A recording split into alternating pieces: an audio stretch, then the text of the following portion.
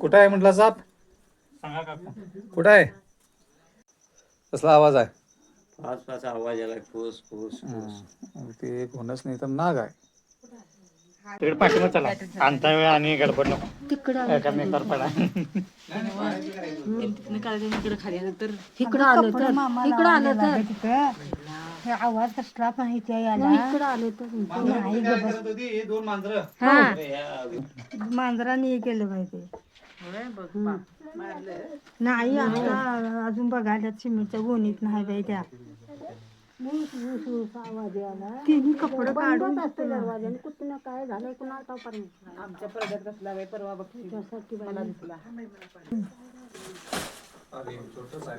छोटा एवढा आवाज करत होता. कसला आवाज. मांजरा घे बाई मांजर.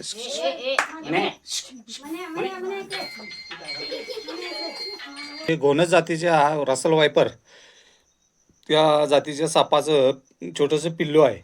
हे आता यांनी नुकताच जन्म घेतलेला आहे आणि असे संजय गुरुले उंबरवडी यांच्या घरी अशा प्रकारे हे आलं होतं. आणि ह्या दोन मांजरांनी, एक मांजर अजून एक कुठे गेलं, अजून एक छोटंसं मांजर आहे, ह्या दोन मांजरांनी ह्या सापाला तिथंच ठेवून ठेवला होता. त्याचा आवाज ऐकून घरातली माणसं घाबरली होती आणि त्यांनी मला कॉल केला असं असं साप आहे म्हणून आणि आवाज करायला लागलाय. आवाज करायला लागलाय म्हटल्यानंतर दोनच साप आवाज करू शकतात की एक घोणस आणि नाग.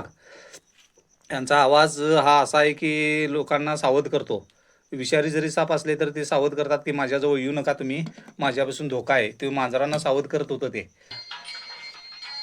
आणि हे छोटंसं पिल्लू आहे बघा, तरी त्याचा आवाज असा होता की पुऱ्या घराला घाबरवून सोडलं होतं हे आवाजाने. आणि ही मांजरं अशी आपलं रक्षण करतात. ही दोन मांजरामुळे ह्या गुरुले कुटुंबाला आज समजलं की बाबा आपल्या घरी धोका आहे. आज असं घरामध्ये असं छोटंसं पिल्लं येणं म्हणजे धोकादायक असतं. आणि हे बघा मांजरं याला अजून पण त्याला दिवसण्याचा प्रयत्न करतात.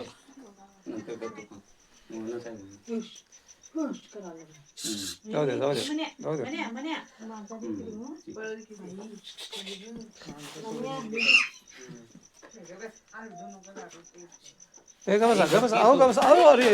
काय करू नका हो. कशाला हे करायला? अरे हो कसं धरल धरत नाही का? मांजराला चालक असतात. उंदराचे पिल्ल कुठं मिळून पडलं होतं रे? उंदराचं पिल्लू त्या खाटेच्या त्या बाजूला होय चिचुंदरी होती. छोटंसं पिल्ल आहे त्याच्यामुळे ह्याला खूपच सावधरित्या ह्याला आपण आतमध्ये घालूया. कारण का जेवढं छोटं तेवढं धोकादायक असतं. हे रसल वायपर नावाचं साप जो आहे घोणस, हा भारतातील 2 नंबरचा विषारी साप आहे. हा साप हा साप जितका छोटा तितका धोकादायक असतो. त्याच्यामुळे याला सावधरित्या आपण पॅक केलेला आहे. त्याला जंगलात सोडला जाईल. त्याची पिल्लं आता ही पिल्लं जन्माला आलेली आहेत. ते असंच इकडे तिकडे भटकत राहणार. लहान पिल्लं असल्यामुळे त्यांना काय समजत नाही ते धोका आहे का आहे. मोठा साप माणूस दिसला की जाऊ शकतो पळून. तसं ह्या सापांचं नसतं. हे कुठं वाट मिळेल तिकडं शिरतात. ठीक आहे, थँक्यू. आज आता सुरक्षितरित्या जेणेकरून माणसाचा अधिक सापाचा जीव वाचला जाईल, जनावरांचा. आणि लहान मुलं असतात खेळत असतात.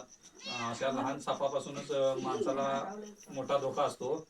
त्यामुळे ह्याला आता आपण पकडलेला आहे, सुरक्षितरित्या पकडलेला आहे आणि सुरक्षितरित्या ह्याला जंगलामध्ये सोडला जाईल. धन्यवाद.